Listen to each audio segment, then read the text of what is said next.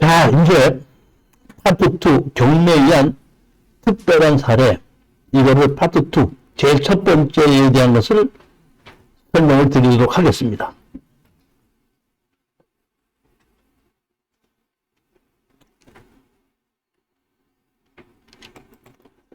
사건 개요. 경기도 고양시 맹지의 지상 건축물의 주인을 상대로 취료 및 철거 소송을 해서 판결문을 받고 강제 경매로 집어넣었다가 우리가 이거를 제3자에게 매도하고 빠져나왔던 사례입니다.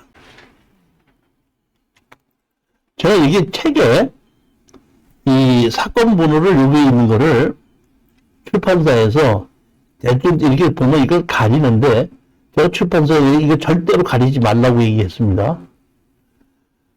여러분은 저한테 이 사건을 가지고 강의를 들으시고 나면은 여러분들에서 이런 걸 익혀야 되기 때문에 이 사건으로 찾아 들어가서 여러분 스스로가 권리주소를 한번 해보세요.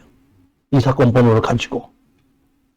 저는 그냥 이렇게 이름이나 뭐 이런 내용은 다 지우고 하게끔 되는데, 그래서 내가 이거는 이 사건 번호는 지우지 말라고 그랬습니다. 제 강의를 보시고 난 다음에 이 사건을 들어가서 여러분 스스로 권리 분석을 한번 해보고 제 얘기를 들은 거 가지고 해보면 이런 특수 경매에 권리 분석을 하는데 많이 도움이 됩니다. 대지로 26.92평이면 약 27평이죠. 감정 가격이 1억에서 시작했던 것이 3,600만 원까지 떨어서 누군가 한 명이 4,200만 원의 낙찰을 받았다가 허가가 났는데 뭐 했어요? 미납을 했습니다. 그러다 보니까 4차까지 떨어져 가지고 다시 5차까지 떨어져 갖고 2,500까지 떨어지니까 이번에는 19명이 붙었어요.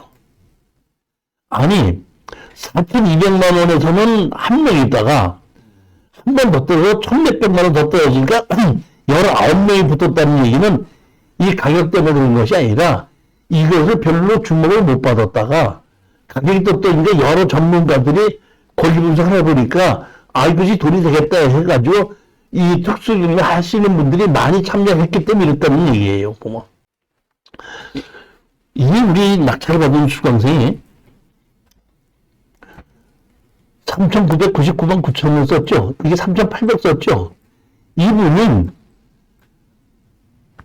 제 특수경매 강의를 듣지 않고 추천물건 강의만 등록해가지고 한 3개월 만에 제가 골라준 걸 가지고 가서 이렇게 낙찰을 받은 거예요. 이분은 전문가가 아니에요. 받은 걸 보고. 저에게 연락이 왔어요. 낙찰을 받았습니다 하길래 그러면 일단은 잔금을 내시고 주인을 상대로 철거와 지조소송을 내야 됩니다. 잔금을 내십시오 이렇게 얘기했습니다. 잔금을 냈습니다. 그런데 이분이 어디 사시냐면 청주에 사시는 분이에요. 동영상으로 들으시는 분이에요. 그러니까 1년 동안 수강 신청을 해도 여기 오시는 경우는 한 서너 번밖에 안 오시는 분이에요. 다 동영상으로 듣는 분인데 낙찰을 받고 저한테다가 이제 했길래 그러면 제가 가서 얘기했고 해가지고 낙찰을 받고 잔금을 냈다는 소리를 듣고 제가 여기를 찾아갔습니다. 요 집이 있는 자리가 우리가 땅을 낙찰받은 땅이 이 집이 있는 거예요. 제가 잔금을 냈다 그래서 이 집을 찾아갔습니다. 찾아가서 문을 두드렸더니 한 30대 되시는 남자분이 나오시더라고요. 그때 저녁 한 4시, 5시 됐는데도 집이 있더라고, 어떻게.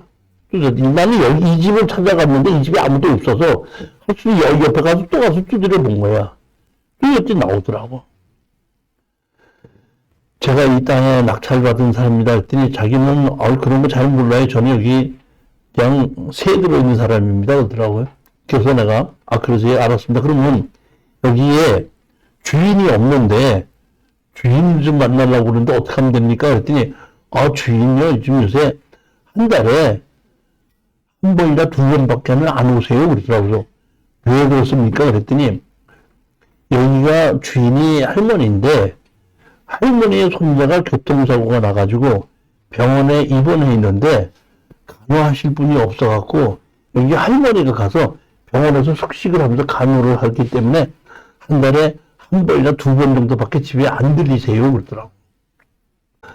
그러면은 제가 전화번호를 좀 적어 드릴 테니까 갖고 계시다가 혹시 할머니께서 오시거나 전화통화가 되면은 내가 땅을 낙찰을 받은 건데 연락을 바란다고 좀 메모를 전해 주십시오. 그리고 내가 그분한테 이게 낙찰 받은 분이니까 전화번호 좀 가르쳐 주시면 좋겠습니다. 전화번호 가르쳐 주더라고요.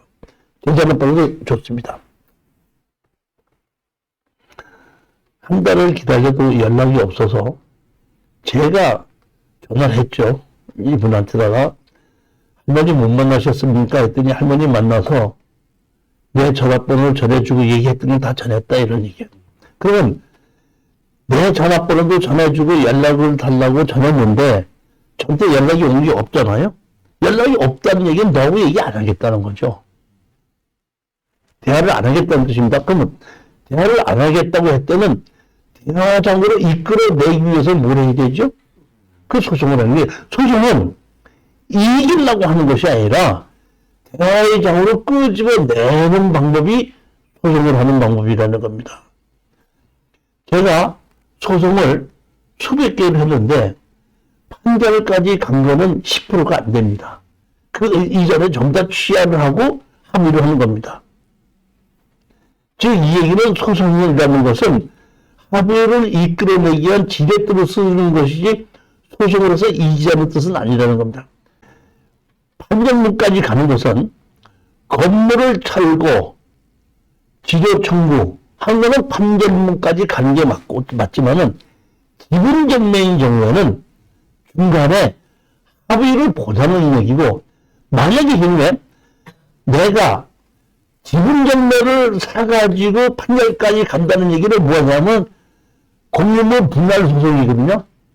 다 팔아서 나누자 하는 건데, 다 팔아서 나누자는 얘기는 경매로 다시 팔자는 얘기다 보니까 다 팔자고 판결문 받아서 다 팔자고 경매로 집어넣기까지, 낙찰을 받기까지, 배당을 받기까지 3년이 걸립니다.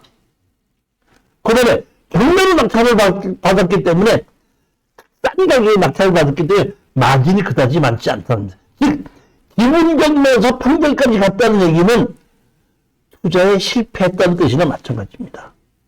이게 웬만만 하면은 끝까지 가는 것이 아니라 합의를 한 것이 맞다는 걸 아셔야 됩니다. 그렇지만 나오지 않다 보니까 할 수 없이 합의를 하기 위해서 대화의 장으로 끄집어내기 위해서 소장을 집어넣은 거죠. 내용을 보면 이렇게 감정평가사가 이렇게 집이 있는 것이 이렇게 있는데, 여기에 보면 179-1번지가 이렇게 돼 있죠. 그리고 집은 여기 보면 이렇게 이런 식으로 지어져 있는 겁니다. 이렇게 항공사진 보면 여기 179-1이죠. 여기 보면 집이 이렇게 돼 있죠. 여기 집이 우리의 집이 있는 감이 이만큼이지 않습니까? 원래는 이렇게 옛날에는 이렇게 잘라져 있었는데 이제 우리가 팔고 났더니 합의를 했어요. 합의를 해갖고 지금의 토지 연결 확인을 때보면 합의된 걸로 나옵니다.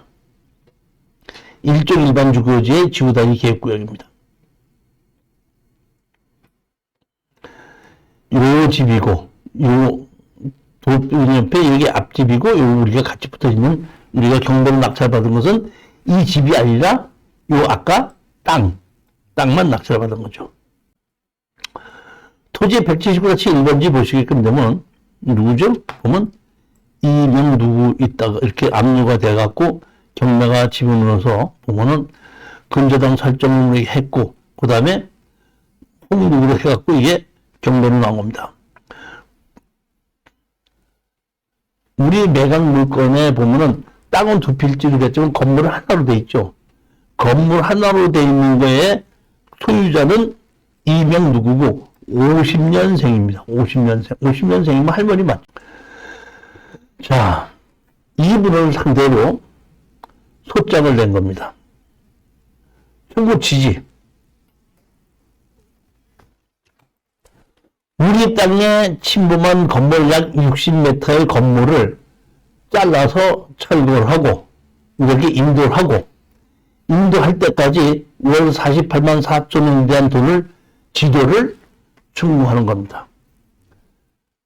이건 지분이 아닙니다. 우리 땅을 우리가 낙찰을 받은 건데 옆에 있는 건물은 우리 땅으로 넘어온 겁니다. 우리 땅으로 넘어왔기 때문에 우리로서는 그 사람한테 얘기하는 것이 뭐냐면 우리 땅으로 넣은 건물 철거해라. 철거할 때까지 내라? 지료를 내라. 이런 숫자입니다.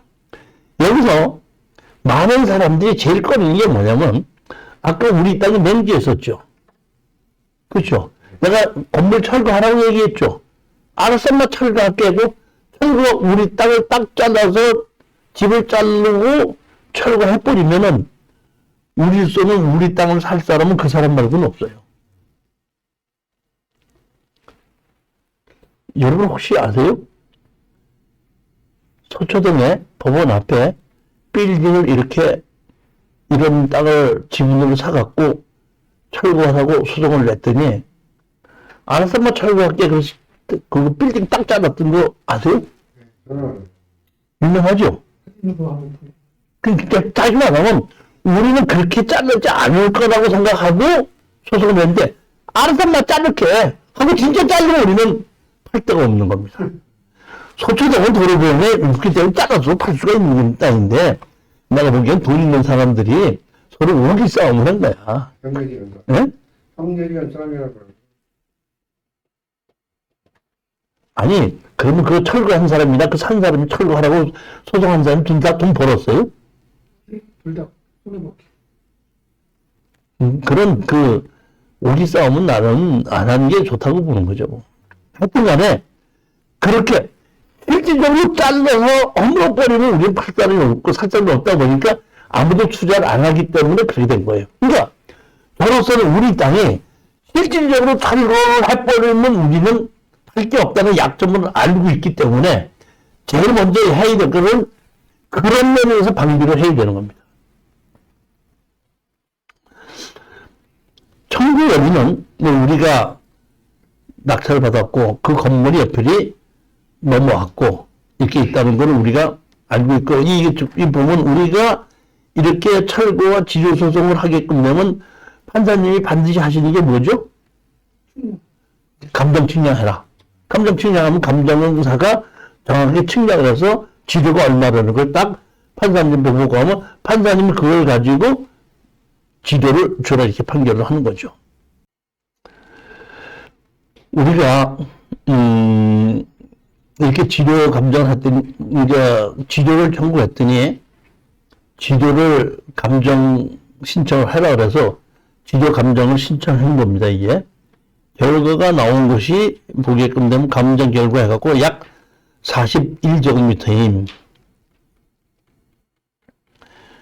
이렇게 나와 있죠.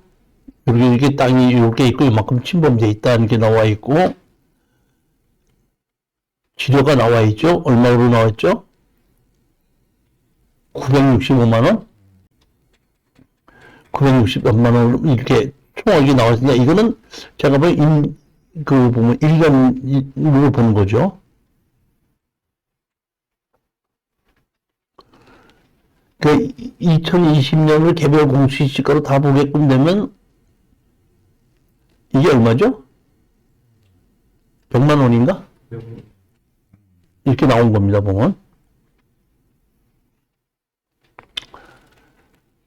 판결이 났는데, 그 50년생 할머니가 재판장에 나오지도 않으셨어요. 무변론이었습니다. 그러니까 판결은 우리대로 판결했고 지료도 판결이 났는데 우리가 원하는 지료가 아니라 지료 감정에 의한 판결이 난 겁니다. 월 얼마를 내라? 판결이 18만 8천 원 내라. 결국 인도해라. 이렇게 나온 겁니다. 한 몇 개월 기다렸다가 아무 소리 안 하는 겁니다. 지료가 좀 쌓일 때까지 기다렸다가 이거를 옆에 있는 땅을 우리 옆에 있는 땅과 건물이 철거를 하게끔 되면 우리가 땅이 못 쓰는 땅이 되는데 거꾸로 반대로 우리 옆에 땅을 우리가 차지하게끔 되면 우리 땅도 같은 가격에 팔 수 있는 거죠. 그러니까 그 옆에 땅을 우리가 차지하기 위해서는 지대로 토지와 건물을 경매로 집어넣는데 그때 너무 돈이 적으니까 조금 쌓일 때까지 기다린 겁니다. 근데 제가 보면은 이 여기에 사시는 분 50년생 그 여자분은 법원에는 안 나왔지만은 자기 나름대로 소장이 들어왔고 이렇게 하라 그러니까 어떻게 할까 하다가 이거를 매물로 내놨습니다. 그러니까 어떤 공인중개사가 이걸 보고 다른 공인중개사들은 이거를 사겠다는 생각을 안 했는데 거기 어디에 양주 어디에 있는 공인중개사가 이걸 사는 걸로 결정을 했더라고요. 계약을 했더라고. 계약을 했는데 조금 이렇게 되다 보니까 이 여자분이 싸게 내는 것 같아요. 그러니까 시간을 싸게 갖고 싸게 사신 분이 그분도 공인중개사니까 건물을 철거하면 되죠. 철거하면 그 땅 기한 가질 수 있다 보니까 어떤 사람을 이거를 중개한 사람 중개했냐면 신혼부부더라고요. 신혼부부의 아버지가 땅을 사주고 건물을 지을 수 있게끔 아파트를 사주는 게 아니라 땅을 사주고 건물을 짓기 때문에 이 건물을 허물 조건으로 해가지고 사는 거야. 그럼 허물 조건을 샀기 때문에 그 옆에 땅에 건물이 침범한 건 아무 문제가 없잖아요. 그런 식으로 계약을 해놓고 옆에 땅 주인한테 8년 팔고 말년 말으라고 이 공인중개사가 청주에 이게 이 등기부등본에 있는 청주까지 찾아와가지고 거기에 이제 우리 낙찰을 받으신 아버님이 이제 혼자 계셨다 그러더라고. 아버님한테다가 이 땅을 8년 팔고 말년 말고 이렇게 해라 해가지고 혹시 팔겠다면 전화 한번 연락을 해라 해갖고 명함을 주고 간 거예요. 그러니까 우리 낙찰을 받으신 분이 이제 그 직장에 갔다가 와서 이제 보니까 그런 게 있고 다 그렇게 아버지한테 그 얘기를 듣고 저한테다가 이렇게 됐습니다 하면서 그 명함을 사진을 찍어서 보내줬어요. 그래서 제가 그 낙찰을 받으신 분에게 가만히 계십시오 해갖고 제가 전화를 하고 한번 만나십시다 그랬더니 만나십시다 어디입니까 그래갖고 어디를 몇 시에 갔다고 만났습니다. 그래서 제가 이제 양주에 있는 공인중개사 사무실 찾아간 거예요. 그분께서 거짓말은 아니고 그러니까 공인중개사 하시는 분들이 그거를 중개를 했을 때는 건물을 허물려고 했기 때문에 중개를 한 거예요. 건물을 허물겠다는 생각 아니면 절대 중개 못하죠. 나도 처음에는 긴가민가 했는데 나중에 보니까 우리가 팔고 났더니 진짜 허물고 집을 새로 지었어요. 그래서 그 말이 사실이었구나 하고 알았는데 갔더니 이렇게 얘기하더만 이 땅을 계약을 했습니다. 계약을 했습니다. 집을 새로 지려고 하는데 뒤에 땅이 맹지인데 팔겠다고 하신다면은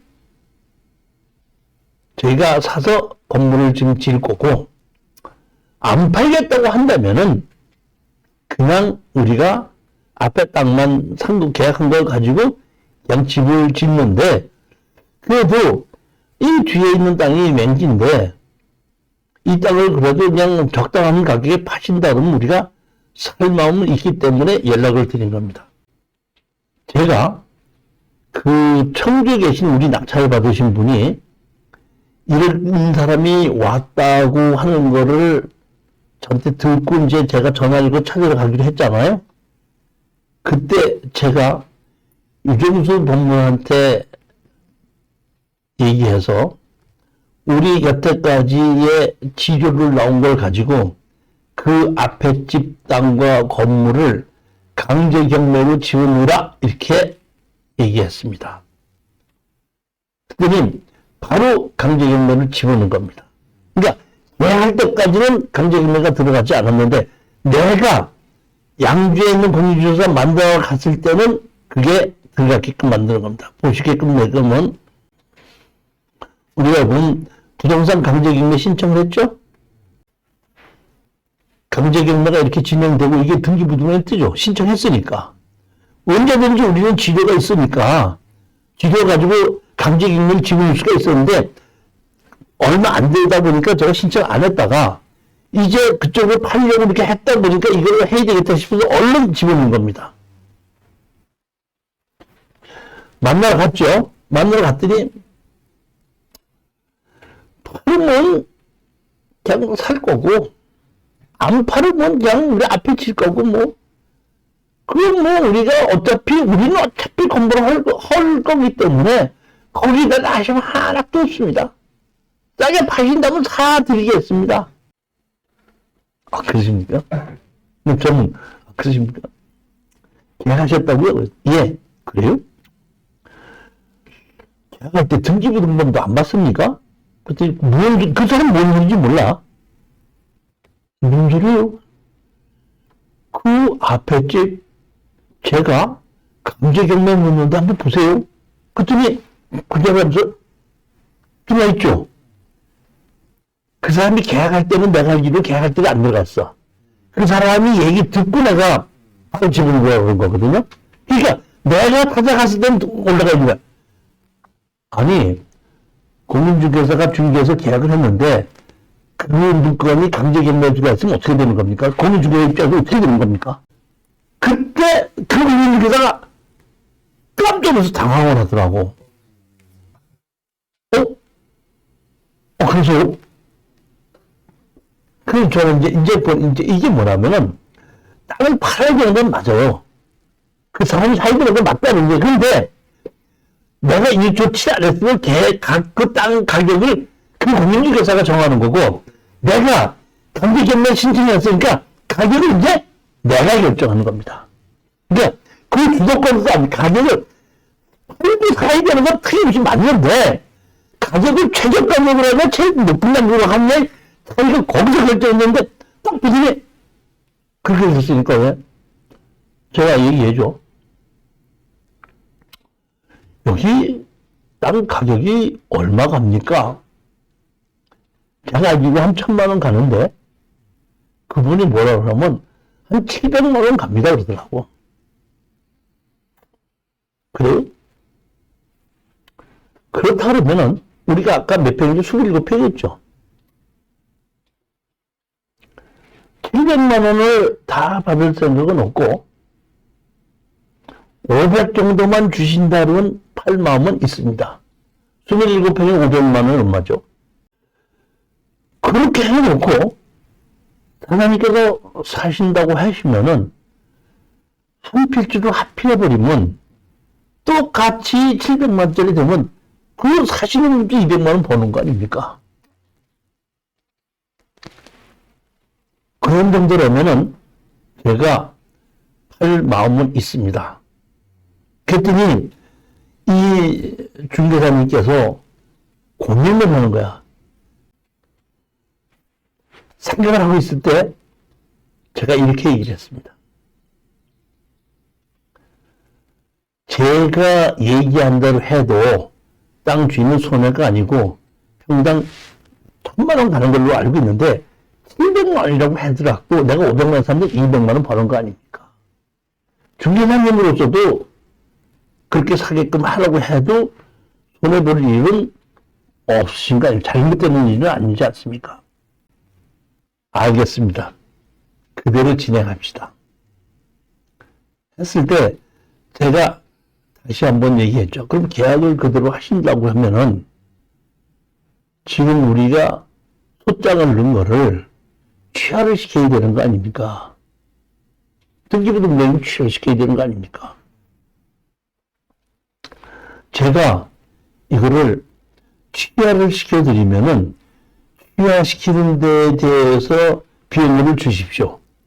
땅 전체는 마치 가격은 결정이 됐는데 취하시키는 비용으로 좀 주십시오 그랬더니 그렇게 하겠는데 저도 이거는 이 땅 파는 주인한테 가서 공인중개사로서 한마디 해고 내가 이 어느 정도 들어가는 비용은 집 줘야 되는 비용에서 그 어느 정도는 깎아야 되겠다 이거야. 그렇게 하긴 하고 하겠습니다.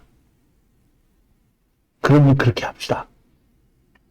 이렇게 해가지고 우리가 취하시키는 조건으로 얼마를 계약해서 돈 받고 나중에 따로 이 땅값 얼마로 계약서를 받아서 계약서가 2개로 작성이 돼서 1차 먼저 돈을 받은 것은 취하시켜주는 걸로 돈 먼저 받고 나중에 등기 이전시켜주면서 다시 돈을 받고 해서 돈을 2번을 받았고 끝냈던 사례입니다.